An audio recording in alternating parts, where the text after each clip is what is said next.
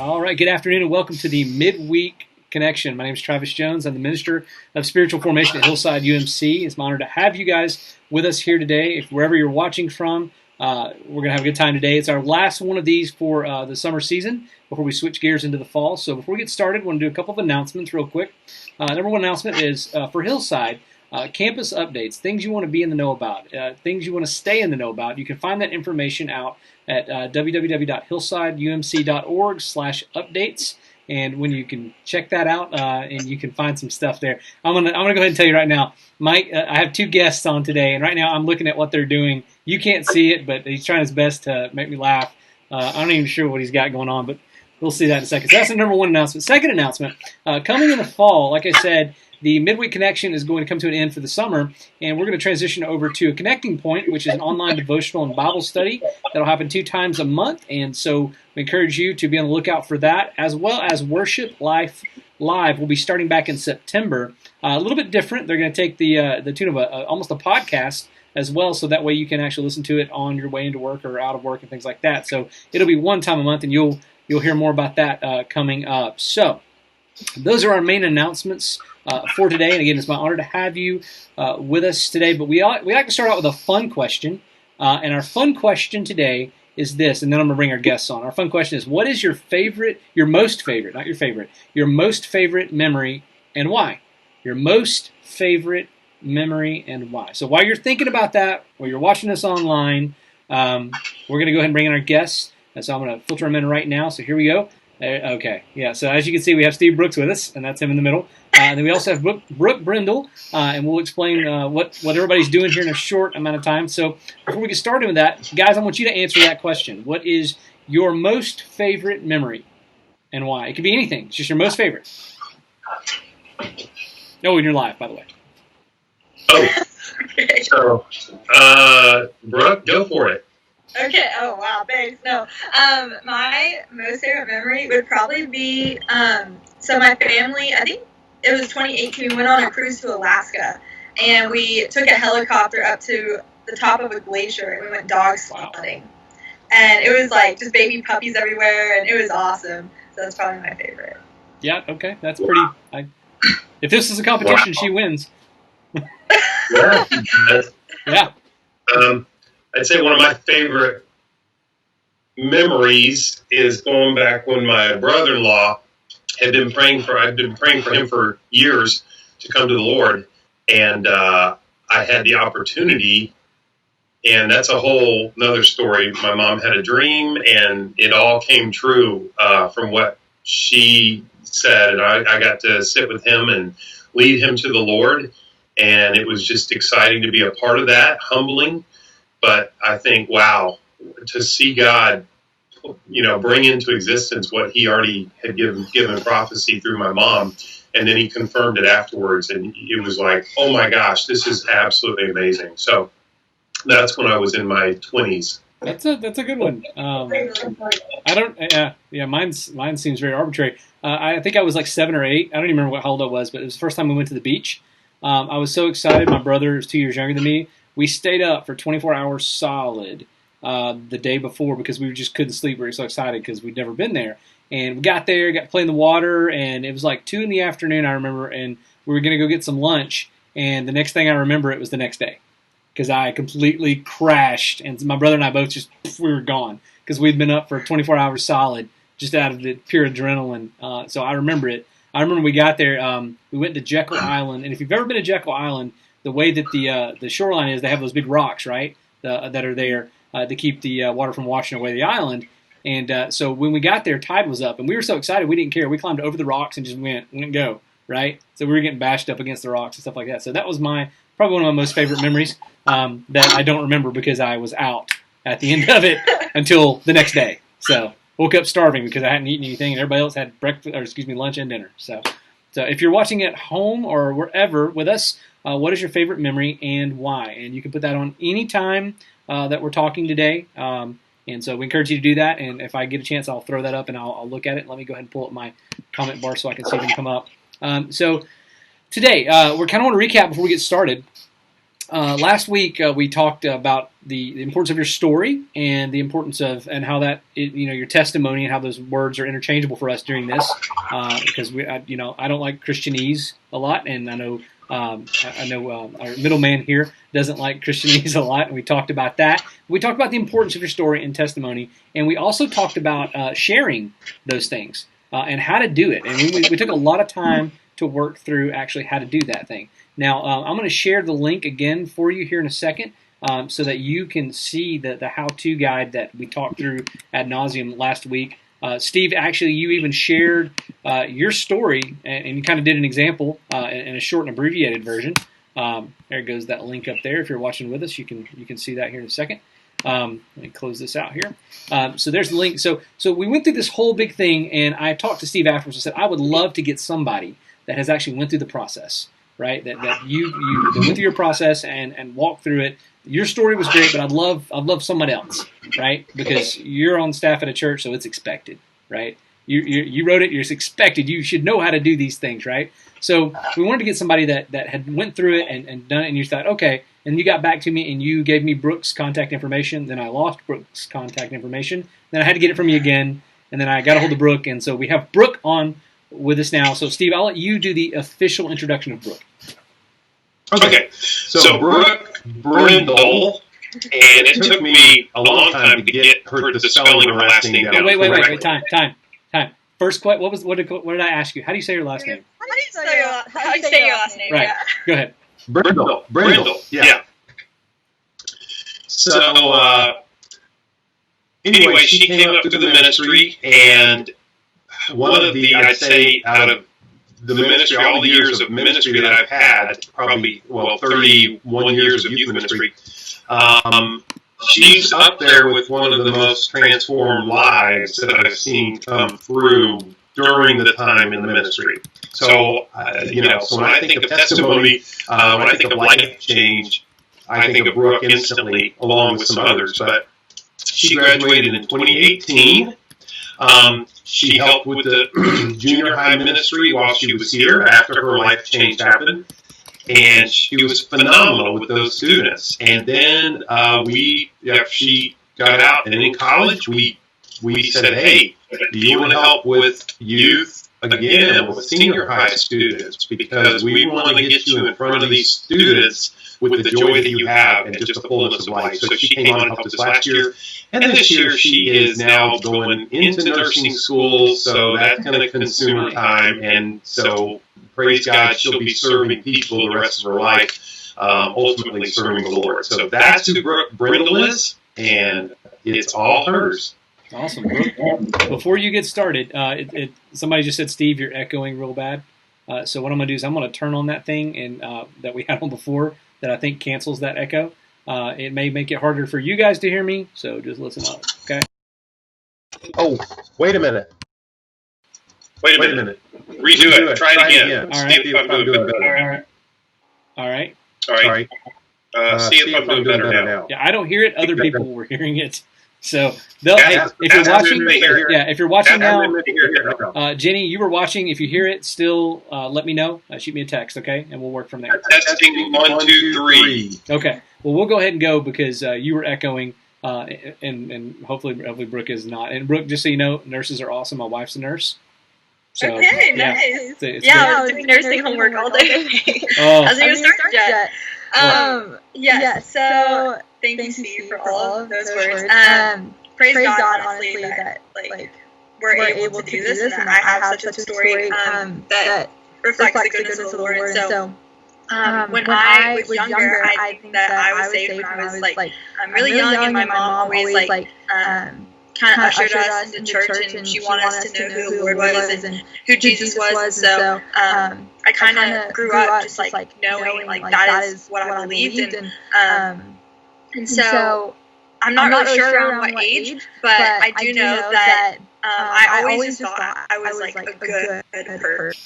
Just that I was naturally one of those nice people, and so I just continued pursuing the Lord and continued trying to love others and share. And I was already so young, so that was really to have that desire to tell other people about the Lord. And so And so around middle school, I started having to go to like back doctors because I was diagnosed with scoliosis, which is just a curvature of the spine. And so I started going to all these doctors, and really like I started maturing in my faith a lot at that point because like I had to, just because I didn't really like understand what was going on, and like the Lord was that rock for me. And so I ended up having to wear a back brace for like 4 years. And so every day I just prayed and prayed and prayed to God that like last resort, I just don't want to have surgery. Like no matter what, like do not let me have surgery. That's the only thing I want. And so I ended up being told that I had to have surgery, which like just broke me, like completely broke me, because it's like I prayed so much and for like this one thing, and yet it's, you know, the one thing I prayed for not to happen, basically. And so I was pretty frustrated with the Lord for a while, but ultimately came to grips with like, okay, like it doesn't matter, like God is in control and it's going to be okay, and like God is sovereign. And so, which, you know, just means that he is like above all, like he sees everything. He sees the full picture that I don't see. And so it was junior year that I knew I had to have surgery of high school. And so, I had the surgery, and I came out of surgery, and I was really like, I went in like really strong in the Lord, like reading my Bible, you know, serving and all these things. And I came out just like a different person, just because it had like brought me to like this place where I was really depressed and I was frustrated, and nothing was like I wanted it to be. Nothing was how I thought it was going to turn out. I had like planned to bring my guitar to the hospital to like play for like other patients, and it was just this great idea in my head, and it wasn't like that at all. Like I couldn't walk, I couldn't, you know, bathe myself, couldn't go to the bathroom by myself. Like it was just like this whole different dimension of like dependence and, you know, pain. And so so I started like failing my classes because I was taking like, it was like like someone came here to teach me at home, and like my friendships kind of faltered a little bit, a lot of it, and basically I just felt really alone, and I was really broken, and I like didn't. Every time I tried to like go to youth group or go to church, like I would just sit there and cry and cry and cry, because like the brokenness in my spirit, like I just like I knew it. And I do believe that like I said, that I was like saved when I was younger, but like as I went through this experience, like I realized that like I'm not like a good person outside of Christ. Like I'm not a nice person outside of Christ. Like I'm not selfless, I'm not humble, like I'm nothing that I thought I was. And I took all of those things for granted, because, you know, after I got really depressed and stuff, I went back to school, and I just kind of like walked away from the Lord. It was like, you know what, I'm done. Like this isn't helping me. I'm just so sad, like complete pity party. And so I started hanging out with some people that weren't the best influences on me. They like said that they were Christians, but like in their actions, it just didn't really line up. And for me, it like didn't matter, because I just wanted someone to like love me, and someone to appreciate me, and someone to really make me feel less lonely. And so so I just jumped on board with them, and just a lot of things that I didn't realize were like deep down in my spirit, like a lot of sins, a lot of just like anger and brokenness and sadness and pride, and like anything you could think of like started surfacing, and it just made me more broken, because no matter what I did to try to get out of that brokenness, nothing worked. And so so I just got really deep down into a really dark hole, and man, like the grace of God, like the grace, like so surely, like the Holy Spirit would just remind me, like I would think about, you know, doing something else that wasn't honoring to the Lord, and the Holy Spirit would just like, you know, pull me and be like, this is not what I've created you for. Like, this is not it. And so, so then I remembered that like God loved us, and he sent Jesus down, and Jesus lived a perfect life, and then willingly died on a cross, and 3 days later he rose from the dead, proving that he is God and that he has power over sin and death. And so in his word, it tells us, if we turn from our brokenness and we say that he is Lord and we give him authority, that he'll like heal our brokenness and that we can be in a right relationship with him. And so like I did that, I repented of everything I was living, of the brokenness that I couldn't get out of. And it was like, God, like I just like give it to you. Like I can't, like I'm done. I can't do it anymore. And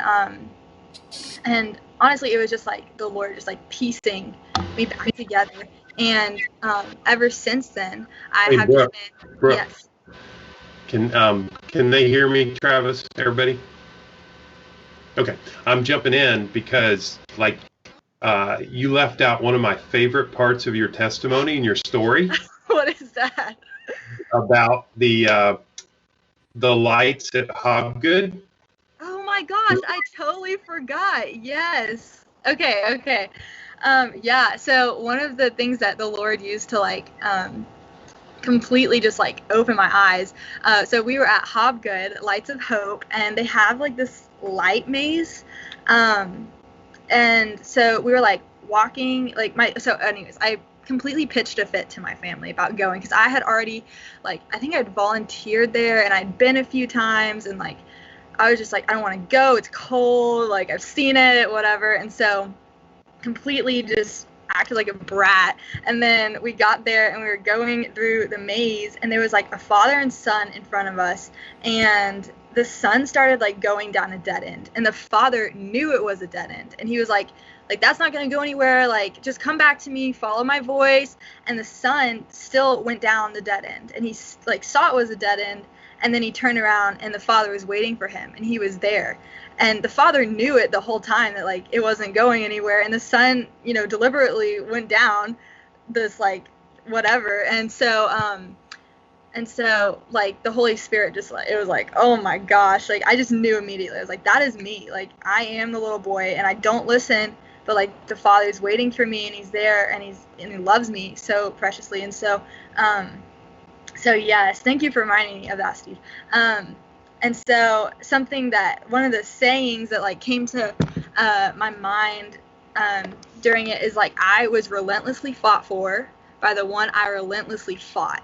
And I see that so like clearly now, how like great his grace is for me, and how I just literally run from it sometimes. And so but like regardless, like ever since then, like there's just so much peace, and there's so much joy, and there's so much purpose that just, I feel like was there before, but it wasn't like to the extent that it is now. Because before, like I had, heard like God is good, and like you kind of just say it and you nod your head, and like it was different afterwards because I had like experienced like the loving grace of the Father and how he like pulls me back to him. And so like there's just like I just love how God just took like these like parts of my life that were so broken, and just completely, honestly, how he used like all of it for my good and like for his glory. And so even like at the time, one of the reasons I didn't want to have surgery was because I was so scared of doctors and needles. I mean, so scared, this is so embarrassing. In puberty class in middle school, I had to leave the classroom because I was about to pass out. It was just like so dumb. And so now you're going to be a nurse. So that was one of the reasons.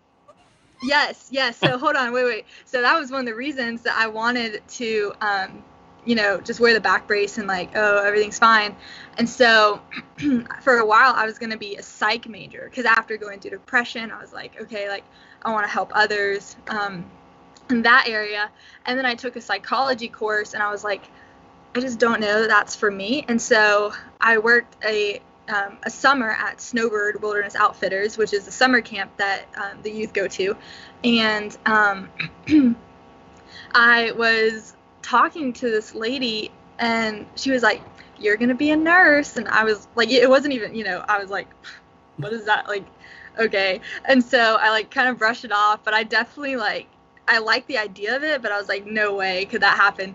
And then I started talking to a nurse that was like a chaperone or whatever, and it was just like a light went off in my head. It was like, yes, like this is it. And so I was going to UGA, and I felt like the Lord was calling me to come back home.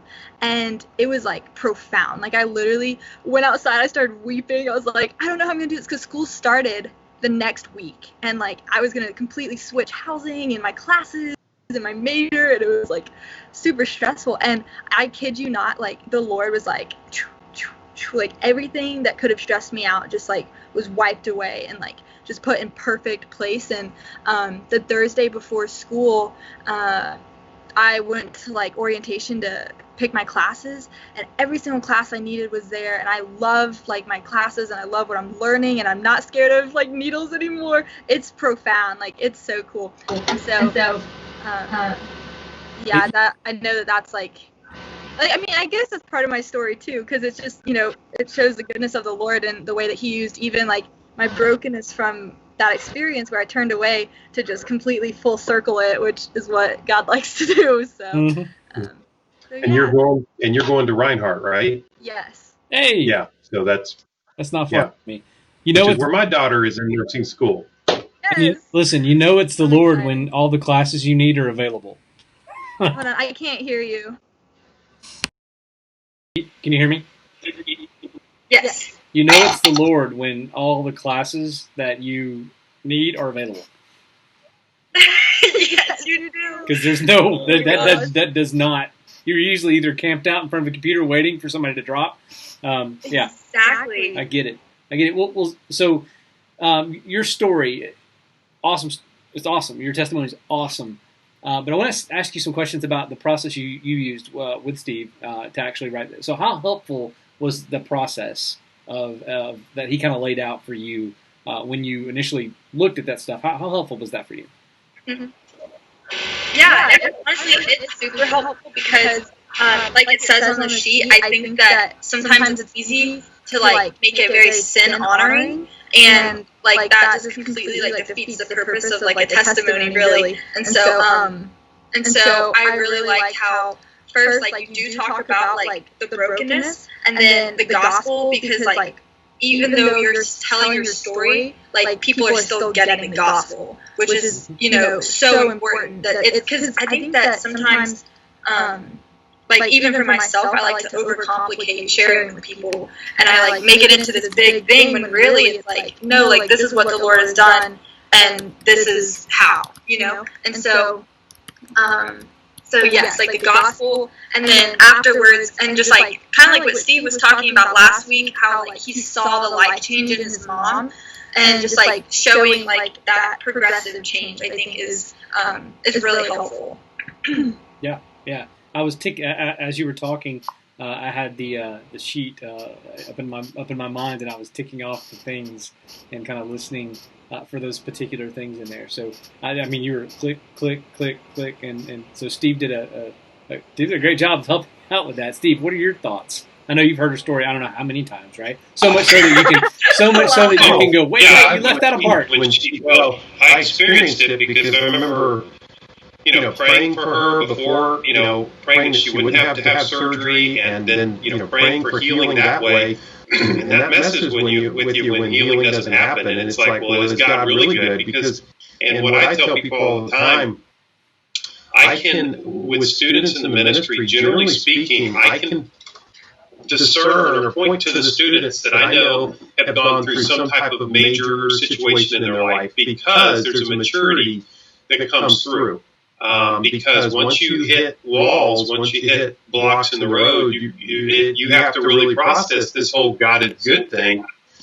And is he really good or is he not? And so when you live it and then you come through that place where you see God provide, it grows you and matures you in your faith. And so getting to see it and then watching her, we were concerned, we're like reaching out to her, like, Brooke, are you okay? Like, and then just realizing she's not coming anymore, she's disengaged, and it just breaks your heart as a youth minister.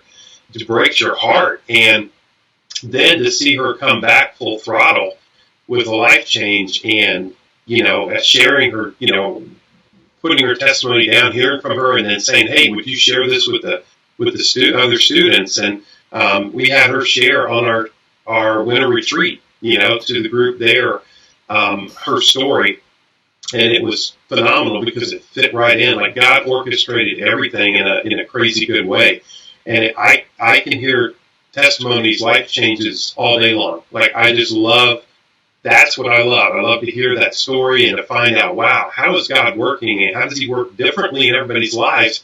Yet we see the common principles that come out. Like He doesn't cookie cut us, right? Like we're not all identical. We're all Christ followers, and we're conforming into the image of Christ, but we're also unique, and we're actually set free to be different, to be who He created us to be. Yet we all have similar things we share with somebody who has a true life change: peace, joy, purpose. And it doesn't mean you're happy. It does not mean you're going to be happy, but it does mean you're going to have joy that's not dependent on happiness. So that's what I love, and the way Brooke put it together, it's just, it gives you goosebumps, and you just like, wow, God.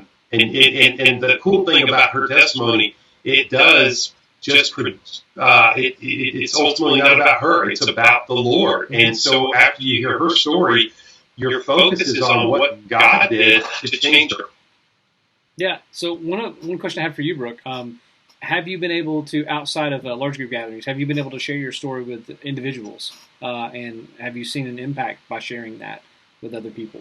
Because I believe, and I know Steve does too, that your story exists to reach people, right?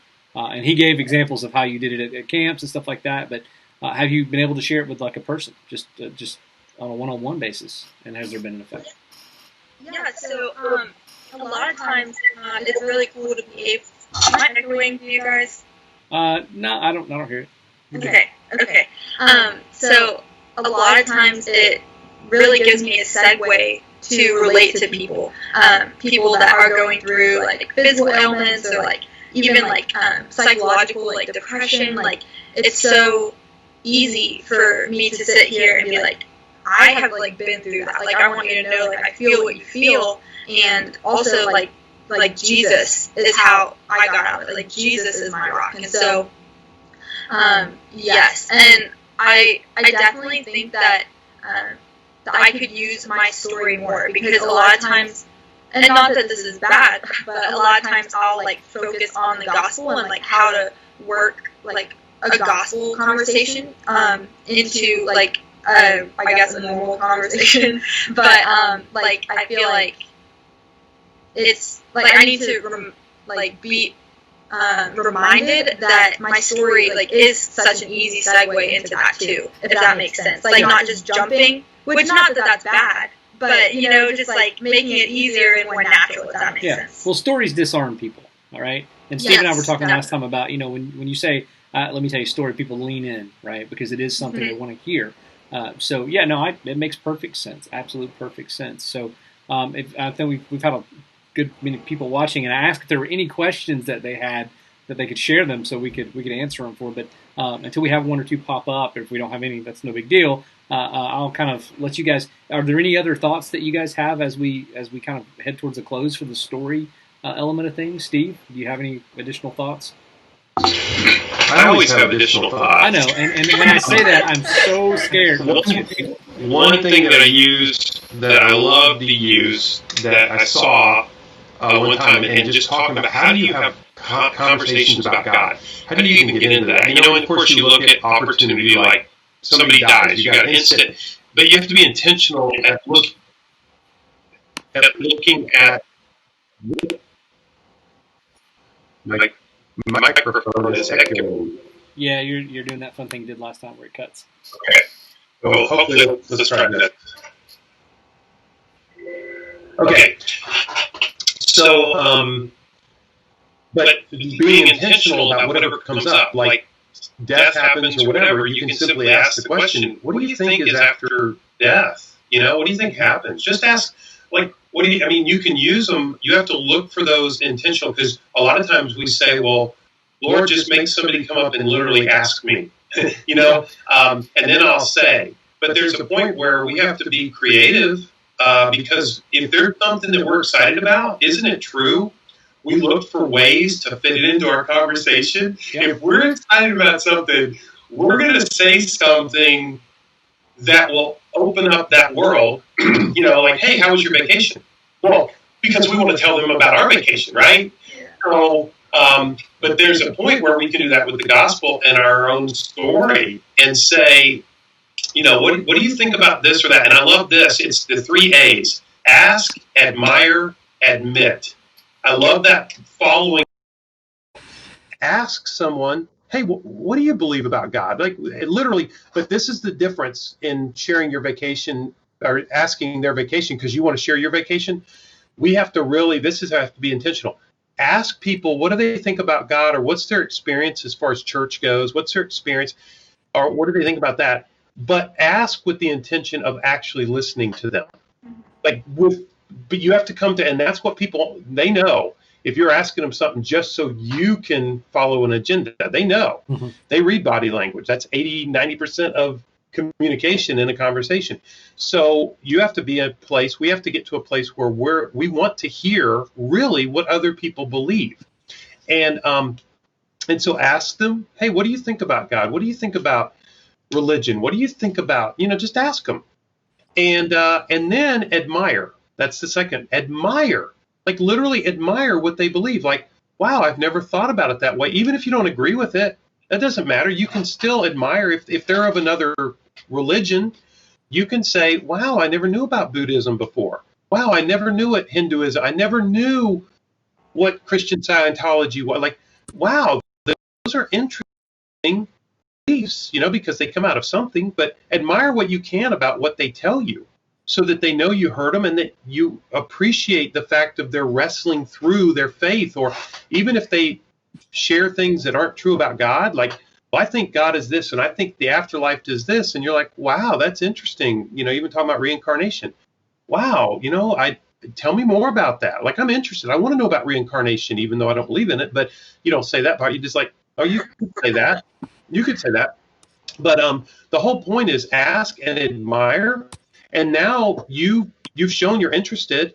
And then if during that conversation, if it lends itself toward, then you can admit. So you end up with admitting, saying, as far as, and they may ask you, what do you believe? But if they don't, you could say, hey, I just got to tell you, I'm messed up and my life was broken. And I believe in Jesus. I'm a Christ follower. Because I just couldn't get this thing right. Like, I was broken. I thought it was all good, but I ended up being prideful and arrogant. And I was just helping people thinking I'm nice. And yet it was all for an agenda, and it was conditional love. And I realized, man, and I got to the end of the, corridor and realized there's nothing there. So I needed a savior to come in and provide, who died for me and took my sin and provide me a way of having life and restored the relationship with God. So from that angle, that's where you can share your story, but it's a vulnerable place, and people appreciate that. And you're not pushing anything. It's not you don't have an agenda, and even whether they accept or turn to Jesus or not, it doesn't. We have to learn to be unconditional, like God is with us. So now we're unconditional, and I love you regardless, whether you accept Jesus or not, whether you even appreciate, all and ask and admire anything about what I've shared with you. But this is what we can guarantee in a relationship, in a conversation. We can guarantee that a person walks away saying, wow, Steve really cared about my story. He cared about me, and he was open enough and vulnerable enough to share some things about him, that he doesn't have it together. And wow, I'm going to listen to that. So that's always critical in that whole concept of sharing your story and opening up. And I did got a text from a friend, and then he told me about it later.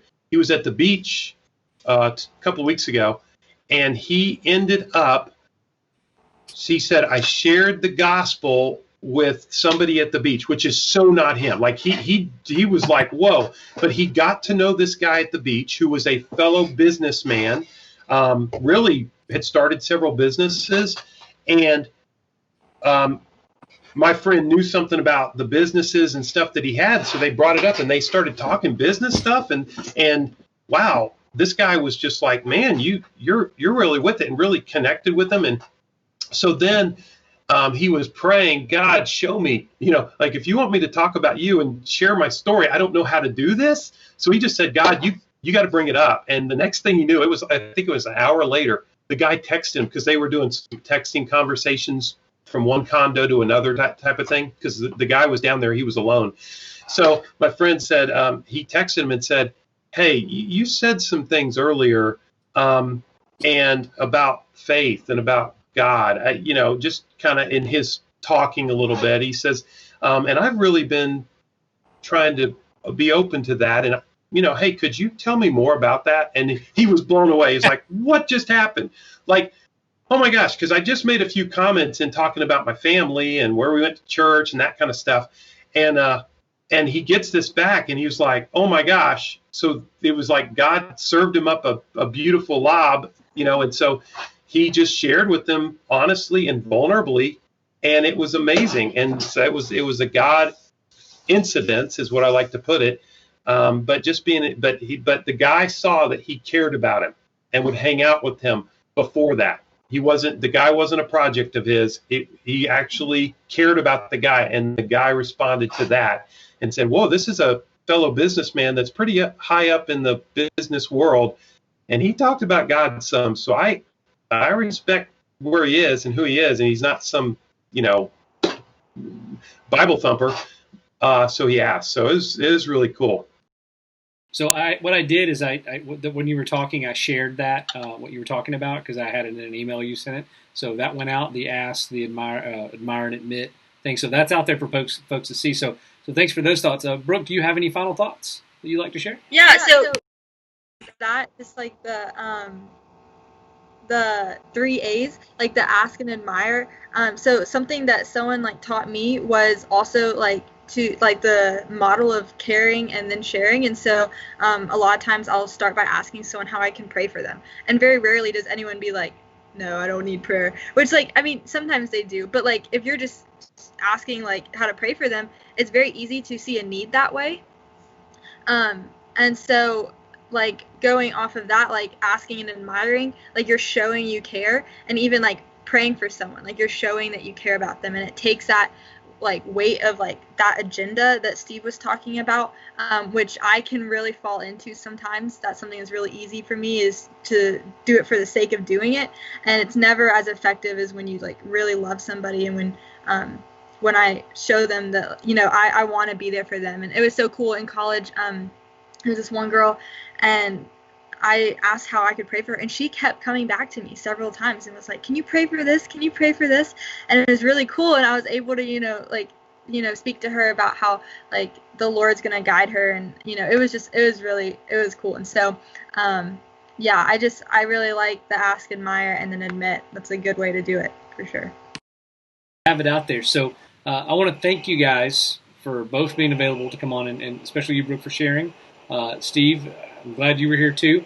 I will say this, for those of you watching, I want to encourage you and I want to challenge you at this moment. You have a link out there, and it is a link to the writing your testimony. It's a simplified link. I'd encourage you to take a look at it, pull it down, look at it, and work your way through it and write your story. And then once you've written your story, share it, because your story is important. It's important to you. God gave you your story as a gift to share with other people.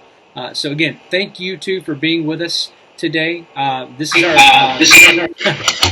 is our final midweek connection of the summer as we position and pivot into fall. So I want to close out with one announcement that we have coming up next week, next Wednesday at 3 o'clock during this time frame.